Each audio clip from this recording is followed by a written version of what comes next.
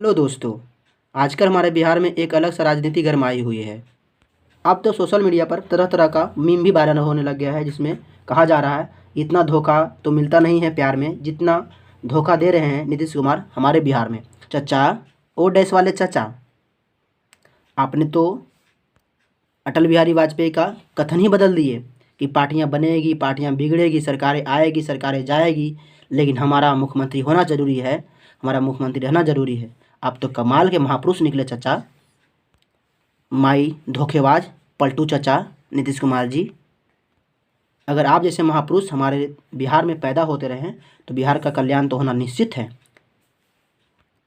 दो तथ्यों में हम अपने आप को और अपने जीवन को हम खुशहाल और संपन्न मानेंगे कि इस दौर में दो ऐसे ऐसे बड़े बड़े काम हुए हैं जो शायद किसी और के जीवन में होना असंभव है।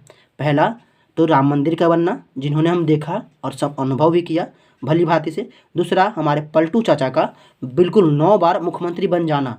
ये कोई सौभाग्य से कम नहीं है, ये बहुत बड़ी अचीवमेंट है जिन्होंने पलटू चाचा ने अचीव किया है। वाह, क्या बात है। पलटू चाचा का कारनामा ही कुछ अलग है, कभी इस पार्टी में कभी उस पार्टी में।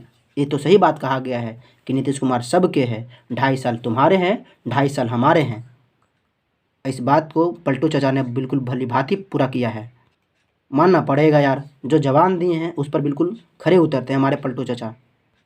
पर पलटू चाचा यह भूल गए हैं कि इस तरह से अगर छलांग लगाते रहेंगे, बंदर के जैसा गुलाटियाँ खेलते रहेंगे, तो इनको आगे तक मौका नहीं मिलेगा। ये लंबे रेस के घोड़े नहीं रहेंगे। तेजस्वी यादव ने बिल्कुल सही कह दिया है कि आगे 2024 में ये बिल्कुल सिमट जाने वाले हैं। परिस्थितियाँ भी अगर कुछ ऐसा ही रहा तो बीजेपी इनको भी लात मार के बाहर निकाल देगा। मैं यह बीजेपी या फिर नीतीश कुमार या फिर कांग्रेस या फिर बीजेपी होकर के हम नहीं बोल रहे हैं। हम इन परिस्थितियों को देख करके बोल रहे हैं कि जैसे अपनी स्वार्थ के लिए लेकर के कहीं पर भी ये पलट जाते हैं चचा, वैसे आगे साथ भी इनके साथ होने वाला है। जब पार्टियां देखेगी कमज़ोर होने लगी है नीतीश कुमार की सरकार, तो इनको भी लात मार के बाहर निकाल दिया जाएगा। तो इससे हमें लगता है कि पलटू चाचा को कुछ सीख तो लेना चाहिए, लेकिन शायद यह रिकॉर्ड हासिल करने वाले हैं कि सबसे ज़्यादा टाइम तक कोई प्रधानमंत्री या फिर नीतीश कुमार मुख्यमंत्री रहने वाले कोई है तो हमारे पलटू चाचा नीतीश कुमार हैं। सबसे ज़्यादा टाइम तक, सबसे ज़्यादा बार मुख्यमंत्री रहने का किन्हीं को अगर श्रेय मिलेगा, अवार्ड मिलेगा, तो हमारे पलटू चाचा नीतीश कुमार को मिलेगा। वाह गजबे खेला करते हो आप महाराज। अब समझ में नहीं आ रहा है इस प्यार का क्या नाम दूँ, जो बेधड़क, बेजान, बेहिचक यहाँ पे ये जो प्यार हम लोग को साथ दिखा रहे हैं, बिहारियों के साथ, बिहारवासियों के साथ दिखा रहे हैं, अब इसको कैसा इंजाम दे पलटू चाचा, हमको यही समझ में नहीं आ रहा है। वाह हो पलटू चाचा, पलट, तेरा सीएम इधर है, तेरा ध्यान किधर है। बिल्कुल वैसा खेला कर दिए हैं आप। देखा जाए तो आप कुछ गलत तो नहीं किए हैं, पलट ही रहे हैं, लेकिन आपका इस बार का पलटन शायद आपके लिए भारी पड़ सकता है।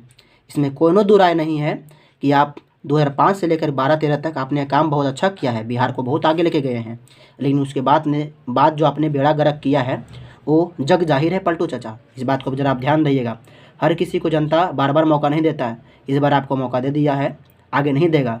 हमें लगता है कि कहीं ना कहीं इस नियति से, जिस तरह से आप पलट रहे हैं और जिस खेमे में जा रहे हैं, और जिस खेमा के अर्थात बीजेपी को इसका भी घाटा हो सकता है कि जो अपनी जनता का नहीं हो रहा है वो देशवासियों का क्या होगा। और जो अपने जनता का नहीं है, देशवासियों का नहीं है, वैसे नेता को चुन करके हम क्या करें, वैसे पार्टी को हम रख करके क्या करें। शायद इसी परिस्थितियाँ आने वाली है। इसलिए चचा, ओ डैश वाले चचा, ज़रा ध्यान दीजिएगा, ठीक है ना। दोस्तों, देखा जाए तो एक बहुत बड़ी समस्या है बिहार में, राजनीति का एक बहुत बड़ा दौर है। देखा जाए तो पार्टियां इधर से उधर कब गुलाटी मार के चली जा रही है, इसका कोई कथन नहीं है, कोई इसका सारांश भी नहीं है। लेकिन देखना हम लोग को है कि हम लोग अपने बिहार को, अपने देश को चलाने के लिए कैसे नेता का चुनाव करें ताकि हम तरक्की करें, हमारा देश आगे जाए, हमारा राज्य आगे जाए। यही कारण है कि कुछ गलतियों के कारण बिहार है जो आज बहुत ही पिछड़े राज्यों में से एक आता है, जहाँ पर कोई ना ही कोई इंडस्ट्री है, ना ही कोई बहुत बढ़िया सुलभ मतलब हॉस्पिटल है, जहाँ अगर बीमार पड़ते हैं तो यहाँ के लोगों को बेहतर इलाज के लिए दूर दराज जाना पड़ता है, अन्य राज्यों पर निर्भर रहना पड़ता है। ये कहीं ना कहीं राजनीति का ही एक खेल है जो हम यहाँ तक निर्भर होकर के आया है, और हम लोग इसका भुगतान कर रहे हैं, बुरी परिस्थितियों से गुजर रहे हैं। हमें लगता है कि अब वो दौर है जहाँ पर अपना सोच बदलना चाहिए। भाई भतीजावाद, जातिवाद को छोड़ करके एक ऐसे नेता का चुनाव करें। हम ये नहीं करें कि तेजस्वी को जाकर चुन लीजिए।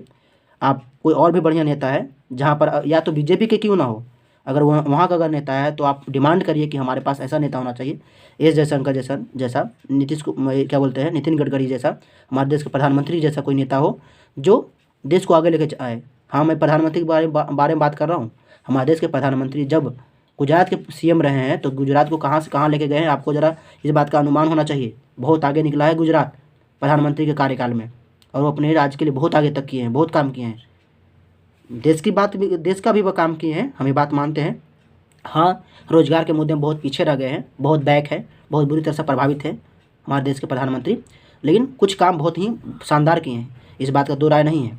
बात है हम अपने राज्य का, बिहार का, जहाँ पर एक बहुत बढ़िया नेता चुनने की है, कोई भी पार्टी का हो, देखिए और उसको सिलेक्शन कीजिए और उसको एहसास दिलाइए कि आपको राज्य के लिए काम करना है, आपको हम चुन करके ला रहे हैं, आपको सम्मान दे रहे हैं जिसके आप लायक हो।